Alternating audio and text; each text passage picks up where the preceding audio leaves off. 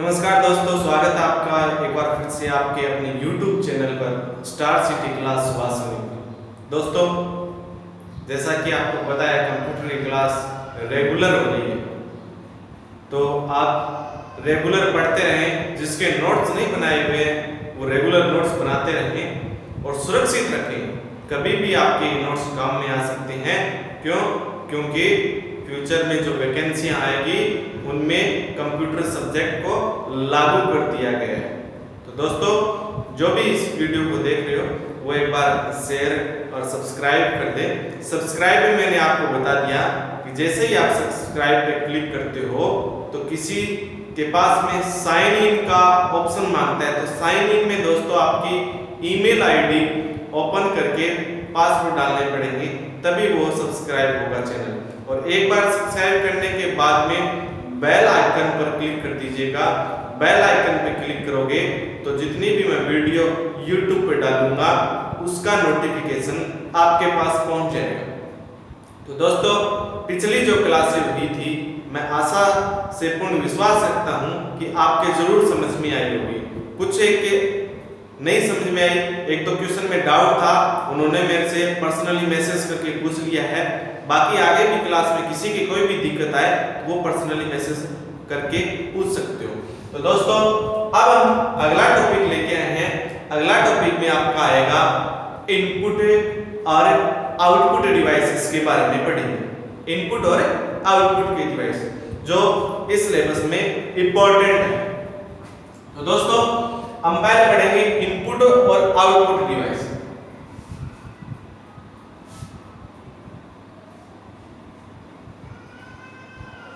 Input device या फिर input unit भी बोल सकते हैं दोस्तों। तो दोनों का नाम सेम है। इनपुट डिवाइस मान लो, इनपुट यूनिट मान लो, एक ही बात। अब बात करते हैं दोस्तों, इनपुट यूनिट होती कौन सी? इनपुट, इन मतलब अंदर, पुट मतलब रखना। कंप्यूटर के अंदर जिस उपकरण के द्वारा हम काम करते हैं, कार्य करते हैं, यानी कि कोई भी ऐसा उपकरण यंत्र जिसके द्वारा कंप्यूटर के अंदर कार्य किया जाता है, वो सारी की सारी कौन सी यूनिट होगी दोस्तों? वो सारी की सारी होगी इनपुट यूनिट है। कौन सी होगी? Input unit. यानी कि इनपुट यूनिट की अगर हम बात करें तो कंप्यूटर के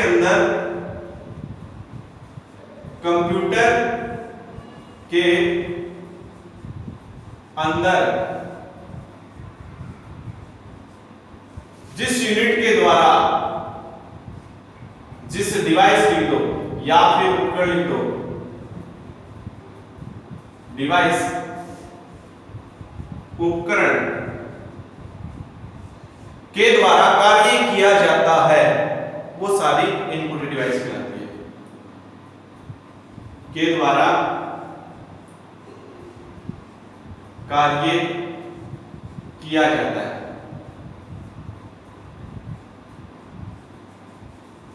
वो क्या कहलाएगी दोस्तों? इनपुट यूनिट कहलाएगी। इनपुट यूनिट या फिर डिवाइस मैंने बता दिया, कुछ भी लिख सकते हो। इनपुट यूनिट कहलाती है। इनसे ही मतलब पता चल रहा है दोस्तों। इन मतलब अंदर, यानी कि कंप्यूटर के अंदर जिस उपकरण के द्वारा कार्य किया जाएगा वो दोस्तों क्या कहलाएगी? वो कहलाएगी इनपुट यूनिट कहलाएगी। ठीक है। अब देखो, एक बीच में एक बात बता देता हूं कि कंप्यूटर की जो कार्य प्रणाली है, कंप्यूटर की जो संरचना है, कार्य प्रणाली किस आधार पे कार्य करती है वो मैं बता देता हूं। वो करती है, एक तो करती है इनपुट। कंप्यूटर के कार्य प्रणाली की अगर बात करें तो इनपुट, प्रोसेस और आउटपुट।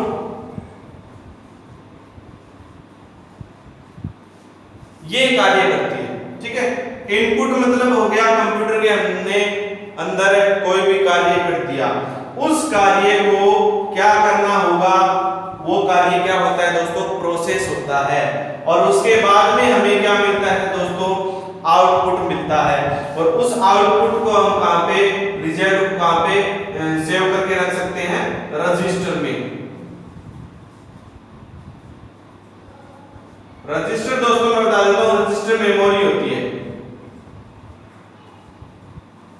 मेमोरी बोल सकते हो रजिस्टर को। यानी कि कंप्यूटर का जो कार्य करने का जो तरीका होता है वो ये होता है इनपुट। उसके बाद में हमने कुछ भी काम करने के लिए कंप्यूटर को कहा, वो क्या होगा, प्रोसेस होगा, और उसके बाद में हमें क्या मिलता है, रिजल्ट मिलता है। यानी कि हमने कंप्यूटर के अंदर 5 + 2 लिख दिया। ये किससे लिखा, ये कीबोर्ड से लिखा। तो जो भी कीबोर्ड से हम टेक्स्ट टाइप करते हैं तो वो क्या कंप्यूटर के बाहर लिखे जाते हैं या अंदर लिखे जाते हैं, अंदर लिखे जाते हैं। तो कीबोर्ड क्या हो गया, इनपुट यूनिट होगी ना, हमने कीबोर्ड से 5 + 2 कर दिया, और उसके बाद में क्या होगा, कंप्यूटर के अंदर वो 5 + 2 प्रोसेसिंग में होगा। और प्रोसेसिंग कौन करता है दोस्तों, सीपीयू करता है, ये ध्यान रख लेना, ठीक है। तो सीपीयू उसको प्रोसेस करेगा 5 + 2 को, और लास्ट में हमें क्या मिल जाएगा, उसका रिजल्ट, यानी कि आउटपुट मिलेगा। और आउटपुट क्या हो गया दोस्तों, 7 हो गया, जिसको मैं मेमोरी में सेव कर सकते हैं, ठीक है। इस तरह से कंप्यूटर कार्य करता है। अब इसका फर्स्ट पार्ट हम पढ़ रहे हैं, इनपुट पार्ट पढ़ रहे हैं दोस्तों। तो इनपुट हम पढ़ेंगे, इनपुट डिवाइस कौन कौन सी डिवाइस होती है वो हम पढ़ते हैं।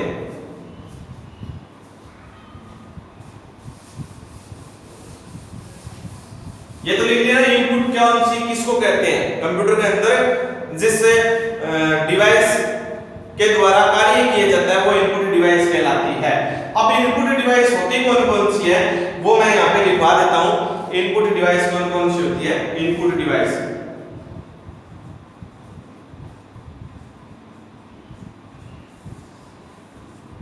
इनपुट डिवाइस एक तो हो गया keyboard,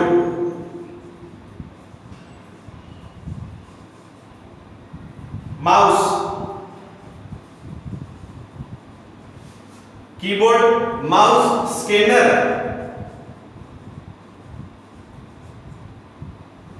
joystick,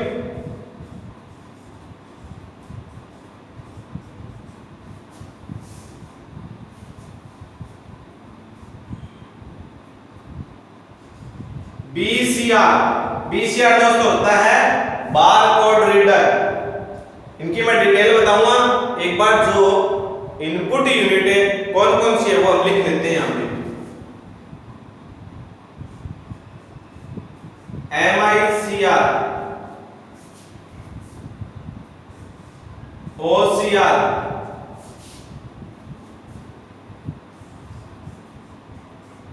OMR,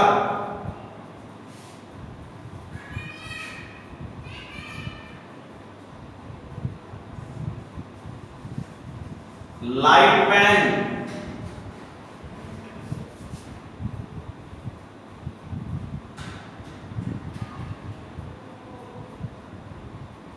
light pen हो गया दोस्तों। और इसमें इनपुट यूनिट होती है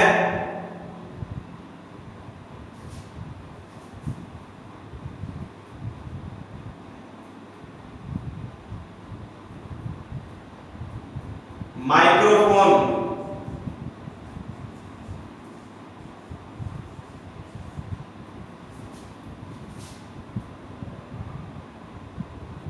आदि क्या है, ये सारी इनपुट यूनिट है। और भी बचेगी दोस्तों वो हम लिख लेंगे यहां पे, ठीक है। और जैसे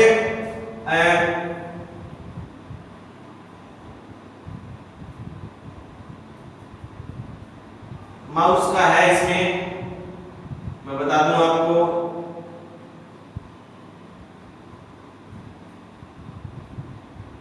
ट्रैक बॉल,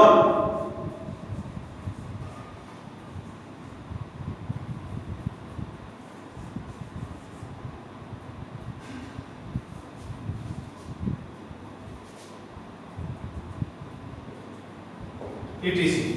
तो ये क्या है दोस्तों, ये सारी जो है वो इनपुट डिवाइस है। इनके बारे में हम डिटेल पढ़ेंगे। पहले डिटेल पढ़ेंगे हम कीबोर्ड। इसके अंदर इनपुट डिवाइस से और जो भी बच चुकी है वो हम आगे कंटिन्यू करवा देंगे, ठीक है। तो हम पढ़ते हैं कीबोर्ड के बारे में पढ़ते हैं दोस्तों।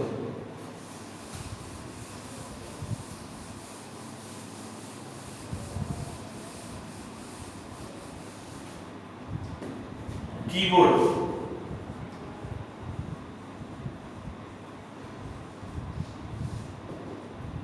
कीबोर्ड सभी ने देखा है, जिससे हम कीबोर्ड काम क्या आता है, कीबोर्ड कंप्यूटर के अंदर अक्षरों को टाइप करने के काम में आता है। ठीक है, जैसे हम टाइपिंग संबंधी कोई भी काम करते हैं तो वो किससे होता है, वो कीबोर्ड से ही होता है। पहले हम बात करते हैं कि काम में आता है, तो ये काम आता है कंप्यूटर के अंदर, कंप्यूटर के अंदर अक्षर टाइप करने के काम आता है। इतना क्लियर है दोस्तों? बिल्कुल, मैं एक एक चीज आपको क्लियर करवा रहा हूं, कोई भी दिक्कत नहीं आनी चाहिए। ठीक है, और जो देख रहे हैं वो शेयर करते हैं इस क्लास को, और सब्सक्राइब नहीं किया है वो सब्सक्राइब करें। तो कंप्यूटर के अंदर क्या करने का काम आएगा, अक्षर टाइप करने के काम आता है, ये तो आपको भी पता है। ठीक है, अब कीबोर्ड के प्रकार कितने होते हैं, कीबोर्ड दो प्रकार के होते हैं, कीबोर्ड के दो प्रकार होते हैं, दो प्रकार। कौन कौन से? एक तो होगा स्टैंडर्ड कीबोर्ड, स्टैंडर्ड कीबोर्ड, इसमें अगर की हम बात करें तो 104 होती है, 104 कीज। ठीक है, एक होता है मल्टीमीडिया कीबोर्ड,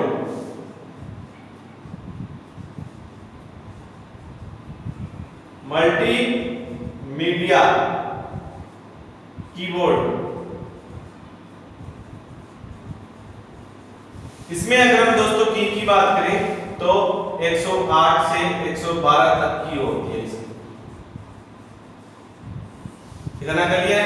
कीबोर्ड के अगर हम प्रकार की बात करें तो दो प्रकार के होते हैं, एक तो होता है दोस्तों स्टैंडर्ड कीबोर्ड और एक होता है मल्टीमीडिया कीबोर्ड। संख्या की अगर बात करें तो स्टैंडर्ड कीबोर्ड में 104 कीज होती है और मल्टीमीडिया कीबोर्ड में 108 से 112 तक की होती है।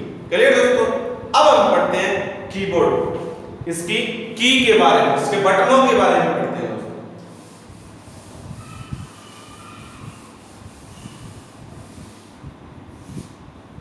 इनपुट डिवाइस में कीबोर्ड चल रहा है, तो मैं ये कीबोर्ड यहां पे लिख देता हूं।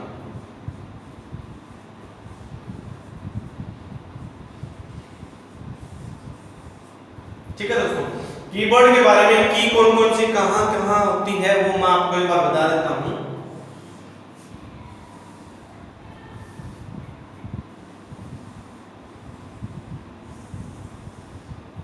इस तरह से मैं एक डायग्राम के अनुसार बता देता हूं।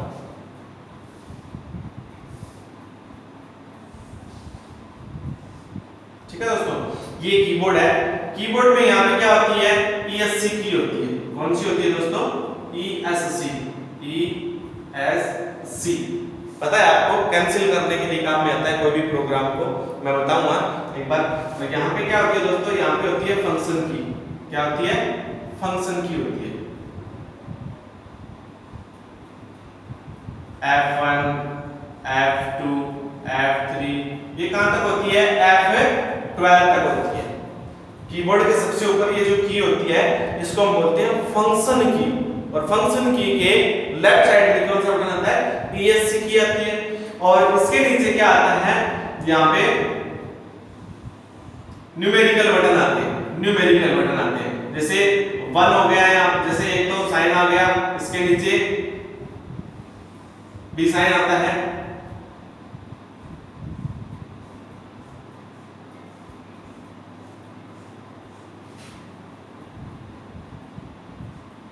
वन, इसके नीचे कोई भी साइन हो गया, ये हो गया 2 ये 2 ऊपर आएगा, सॉरी 2, सॉरी ये साइन वाला है ना, ये साइन वाला ऊपर आता है @2, यहाँ पे कोई भी आ गया ये 3, यहाँ पे आ गया ये 4, परसेंटेज आ गया 5, ये साइन होते हैं। फिर यहाँ पे टैब होता है, ठीक है, कैप्स लॉक होता है, शिफ्ट होती है, ठीक है, और भी क्या होती है, यहाँ पे कंट्रोल होती है, यहाँ पे ये स्पेस की होती है, और ये यहाँ पे अल्फाबेट की होती है, ए बी सी डी लिखी होती है, यहाँ पे A B C D G I P H W R Q, ये की होती है यहाँ पे, ठीक है। और यहाँ पे प्रोग्राम की होती है इस तरह से, प्रोग्राम की का बटन होता है ना, वो होता है। और ऑल्ट की होती है, ऑल्ट की, ठीक है। और यहाँ पे ये एरो की होती है 4, है ना। और यहाँ पे एंटर की हो 0 1 2 3 4 5 6 7 8 9, ये की होती है प्लस माइनस मल्टीप्लाई। यहाँ पे ये नम लॉक होता है, नम लॉक, ठीक है दोस्तों। और यहाँ पे एंड बटन होता है, एंड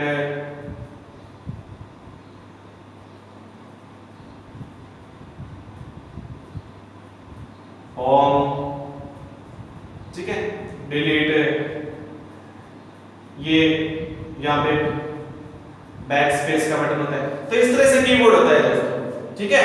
तो इसके बारे में पढ़ते हैं। पहले हम ये पढ़ते हैं, फंक्शन की के बारे में पढ़ते हैं। एफ जिस पे लिखा होता है, ये क्या होती है दोस्तों, ये फंक्शन की होती है, ठीक है।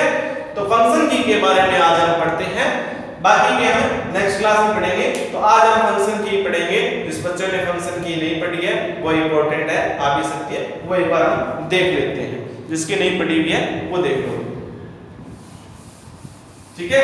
बाकी के साथ साथ बताते जाएंगे, लेकिन पहले हम फंक्शन की के बारे में पढ़ते हैं। फंक्शन की, फंक्शन की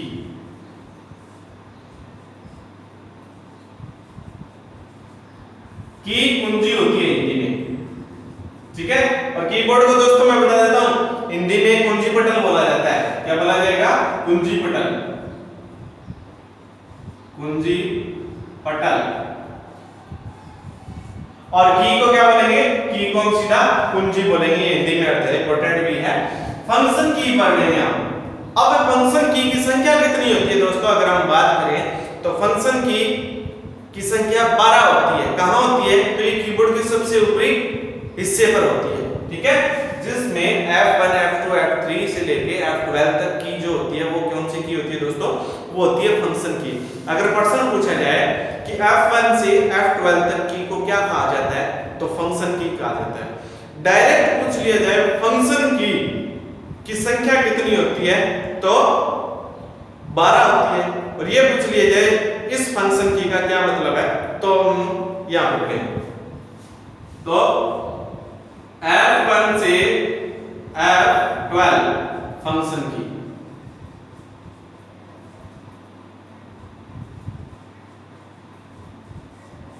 क्लियर दोस्तों। और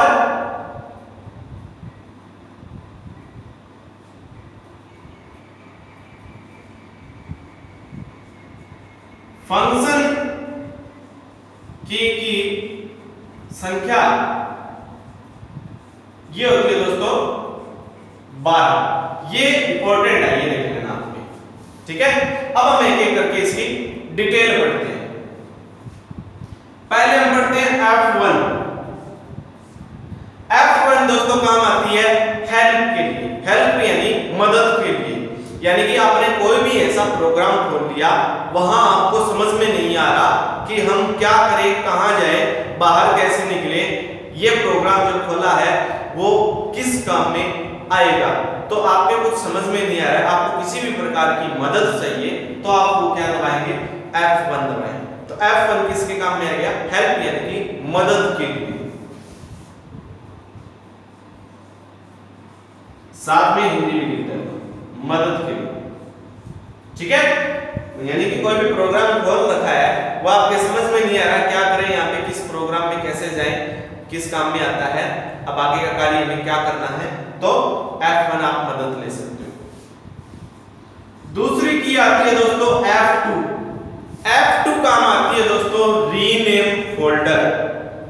यानी कि आपने कोई भी फोल्डर बना रखा है, उसका नाम बदलना है, तो उसके लिए शॉर्टकट की कौन सी होगी? कौन सी फंक्शन की काम में आएगी, F2 काम में आएगी दोस्तों। जैसे आपने एप्लीकेशन टाइप कर ली, क्या कर ली, एप्लीकेशन टाइप कर ली और उसका सेव करते समय आपने उसका नाम दे दिया राम, क्या दे दिया, राम नाम दे दिया, ठीक है। फाइल का फोल्डर का नाम तो क्या हो गया, राम हो गया, या फिर फाइल का नाम क्या हो गया, राम हो गया। इसका नाम आपको बदलना है तो F2 क्लिक करोगे, वहां पे नाम आएगा, क्या नाम आएगा, रीनेम, ठीक है। लेकिन F2 क्लिक करते ही आपका सीधा एडिट हो जाएगा नाम, और उसकी जगह आप नाम बदल सकते हो श्याम, जो भी बदलना है। सीधी सी बात है, जो आपने फाइल बना रखी है, जिस नाम से सेव कर रखी है, या फिर फोल्डर जिस नाम से सेव कर रखा है, उसका नाम बदलने के लिए काम में आता है, ठीक है। हाँ, तो देखो इसमें F2 क्या काम में आ गया, rename folder, rename folder,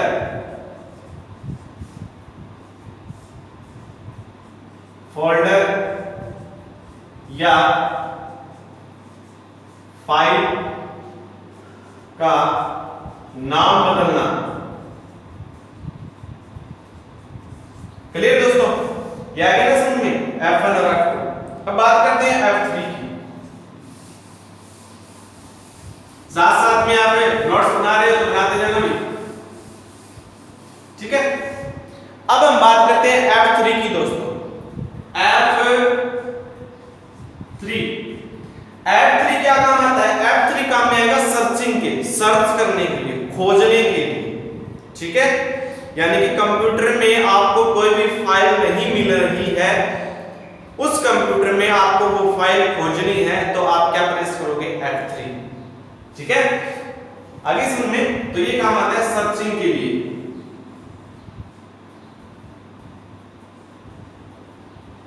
searching, खोजने के लिए, खोजने के लिए, क्या खोजने के लिए, कंप्यूटर में आपने कोई फाइल बनाई, वो आपको मिल नहीं रही है, तो जैसे ये आपका डेस्कटॉप है, डेस्कटॉप पे अगर आप यहाँ पे स्टार्ट पे क्लिक करते हो, स्टार्ट पे क्लिक करने के बाद में यहाँ पे एक इस तरह से बॉक्स आएगा, उस बॉक्स में इस तरह से सर्चिंग का साइन भी आता है, ये सर्चिंग का साइन होता है, ठीक है, सर्च करना। तो यहाँ पे आप क्लिक करके आप कोई भी फाइल का नाम टाइप करोगे तो वो आपको प्रेजेंट हो जाएगी, अगर कंप्यूटर में है तो। क्या काम में आएगी, सर्चिंग, खोजने के लिए काम में आती है। अब देखो दोस्तों, F4 क्या काम में आता है, F4 काम में आता है दोस्तों, इंटरनेट एक्सप्लोरर जो है, इंटरनेट एक्सप्लोरर क्या है, वेब ब्राउजर है, जिसके अंदर हम नेट चलाते हैं। तो इंटरनेट एक्सप्लोरर क्या हो गया, वेब ब्राउजर हो गया। इंटरनेट एक्सप्लोरर में एड्रेस बार पर जाने के लिए F4 का यूज किया जाता है। एड्रेस बार कौन सी, हमने कोई भी वेब ब्राउजर ओपन किया और कोई भी साइट हम जहां लगाते हैं, कुछ भी टाइप करते हैं सर्च करने के लिए, तो वो जो पट्टी होती है, वो जो बार होती है, उसको क्या बोलते हैं, एड्रेस बार बोलते हैं। तो वहां पे जाने के लिए F4 का यूज किया जाता है। ऐसा नहीं है दोस्तों, जैसे पहले मैं यहां पे लिख देता हूं, ओनली इंटरनेट एक्सप्लोरर की बात कर रहा हूं, इंटरनेट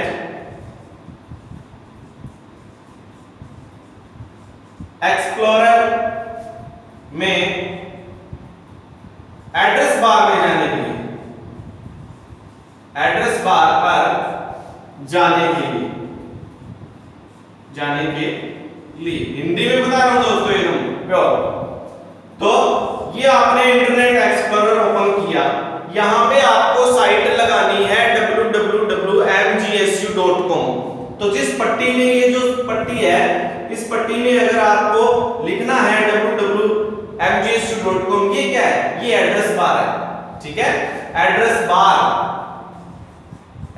बार पर जाने के लिए ये पट्टी क्या है, एड्रेस बार है। सीधा अगर F4 दबाते हो तो कर्सर कहां आ जाएगा, एड्रेस बार में आ जाएगा, फिर आप टाइप कर सकते हो। क्लियर। अब बात आती है दोस्तों F5 की। F5 सभी को पता है क्या काम आता है, बिल्कुल राइट, रिफ्रेश करने के लिए काम में आता है।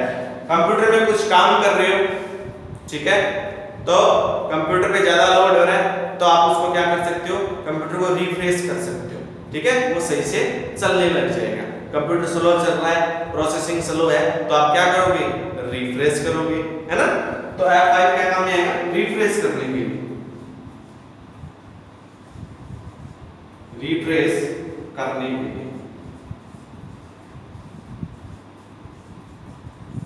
क्लियर दोस्तों, आगे समझ में। F6 क्या काम में आता है, F6 काम में आएगा दोस्तों।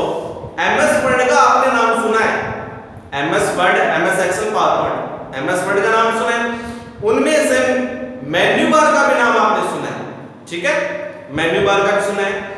मेन्यू बार कौन कौन से उसमें ऑप्शन आते हैं, तो उस MS वर्ड में, ओनली MS वर्ड की बात कर रहे हैं, MS वर्ड में 2 बार F6 अगर आप दबाते हो तो मेन्यू बार क्या हो जाता है, ओपन हो जाता है, ठीक है, मेन्यू बार क्या हो जाता है, ओपन हो जाता है।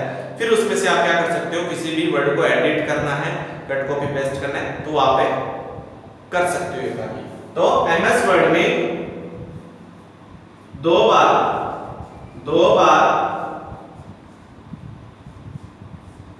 दबाने से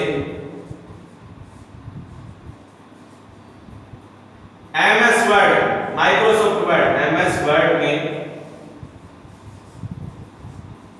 क्या हो जाएगा दोस्तों, मेन्यू बार ओपन हो जाएगा। MS वर्ड में मेन्यू बार ओपन हो जाती है, ओपन हो जाती है। क्लियर दोस्तों, समझ में आ गया, ठीक है। नेक्स्ट हम पढ़ते हैं F7।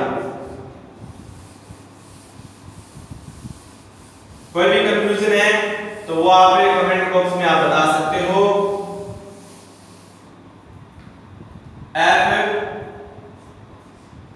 F7 की बात करते हैं, आपको पता है F7 क्या काम में आता है। F7 फंक्शन की है, ठीक है, फंक्शन 7, तो ये काम में आती है स्पेलिंग चेकिंग करने के लिए। हमने MS वर्ड या एक्सेल, पावरपॉइंट में कोई भी गलत स्पेलिंग चेक कर दी, लिख दी, उसका हमें पता नहीं है, तो उसका पता कहां से लगाया जाएगा, उसका पता लगाया जाएगा F7 दबा करके, फिर हम उसको क्या कर सकते हैं, सही कर सकते हैं। और ये आपको पता होना चाहिए, जो गलत स्पेलिंग टाइप की है उसके नीचे कौन सी लाइन आती है, लाल कलर की रेड लाइन आएगी, लाल कलर की अंडरलाइन आती है, तब आपको पता चल जाएगा ये गलत स्पेलिंग है। और सही करने के लिए F7, और F7 क्या होता है, स्पेलिंग चेक करने के लिए। तो F7 स्पेलिंग चेक करने के लिए,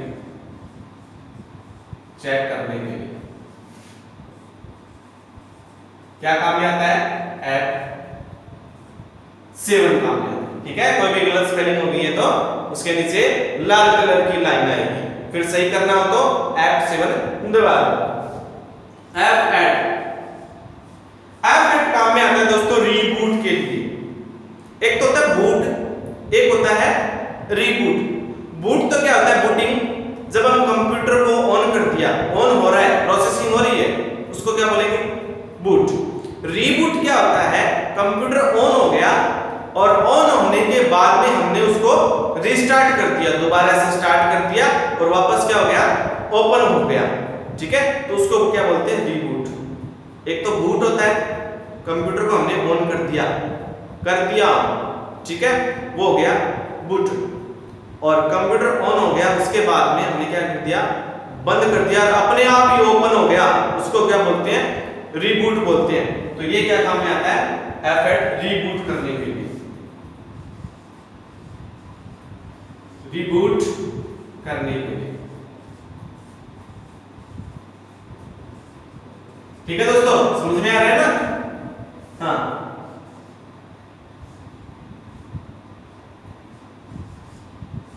अब आता है दोस्तों F9 फंक्शन की। F9 क्या काम में आता है, MS वर्ड में किसी को भी हमने सेलेक्ट कर रखा है उसको हटाने के लिए।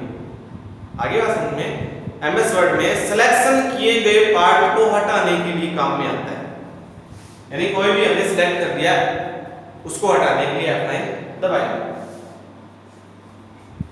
MS वर्ड में सिलेक्शन किए हुए को हटाने के लिए, किए हुए को रिमूव करने के लिए या फिर हटाने के लिए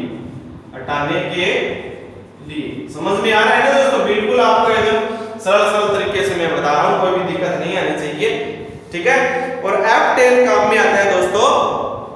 इसके बाद में F10 देखो, डेस्कटॉप क्या होता है?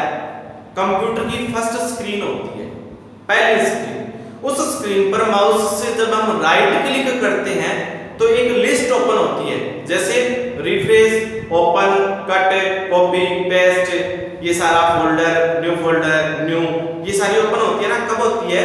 जब हम डेस्कटॉप पर राइट क्लिक करते हैं, है ना। तो F10 क्या काम में आएगा?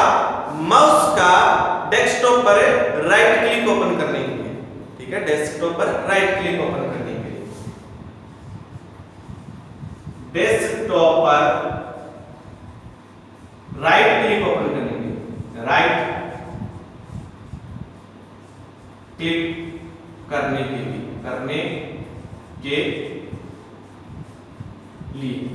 ठीक है। यानी कि एक तो माउस से कर सकते हैं और एक पेन से हम कर सकते हैं। आगे दोस्तों सुनिए, अब पढ़ते हैं next F11।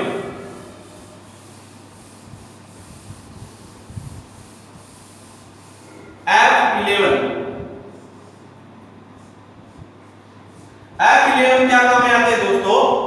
Internet explorer, only internet explorer, जो क्या है? एक वेब ब्राउजर है। जब हमने इंटरनेट एक्सप्लोरर को ओपन किया तो वो जो स्क्रीन है वो छोटी रूप में ओपन हुई, फुल स्क्रीन में ओपन हुई, तो उसको फुल स्क्रीन में करना है तो F11 काम में लेंगे। इंटरनेट एक्सप्लोरर की स्क्रीन को फुल करने के लिए, स्क्रीन को फुल करने के लिए,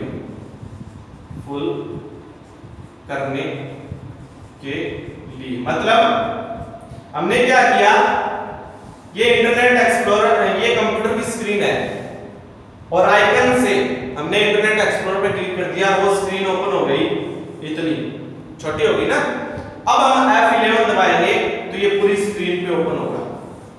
आगे बात सुनिए। अब बात आती है F12। F12 इंपॉर्टेंट है दोस्तों। F12 काम में आता है सेव एज के लिए, यानी कि पहले से हमने कोई फाइल सेव कर रखी है, उसमें कुछ भी हमने परिवर्तन कर दिया, उस फाइल में कुछ भी एक्स्ट्रा हमने एडिट कर दिया, कोई और टाइप कर दिया, उस फाइल को दूसरे नाम में दूसरे स्थान पे सेव करना है तो F12 यूज करें। सेव एज, सेव की गई फाइल को, सेव की गई फाइल को एडिट करके दूसरे नाम व दूसरे स्थान पर सेव कर सकते हैं, सेव कर सकते हैं। ये थी दोस्तों आज की फंक्शन की इंपॉर्टेंट और इजी ट्रिक से मैंने आपको समझाई है। कोई भी दिक्कत नहीं आएगी। फिर भी अगर आपको कोई भी कंफ्यूजन है वो आप मुझे कमेंट बॉक्स में लिख सकते हो और साथ साथ में लिख लिया करो, वीडियो जैसे जैसे चल रही है नोट्स बना लिया करो, ठीक है दोस्तों। इसके बाद में कीबोर्ड की जो शेष की रह चुकी है वो हम नेक्स्ट क्लास में पढ़ेंगे। आज के लिए इतना ही काफी, ये याद कर लेना दोस्तों, ठीक है। जय हिंद, जय भारत।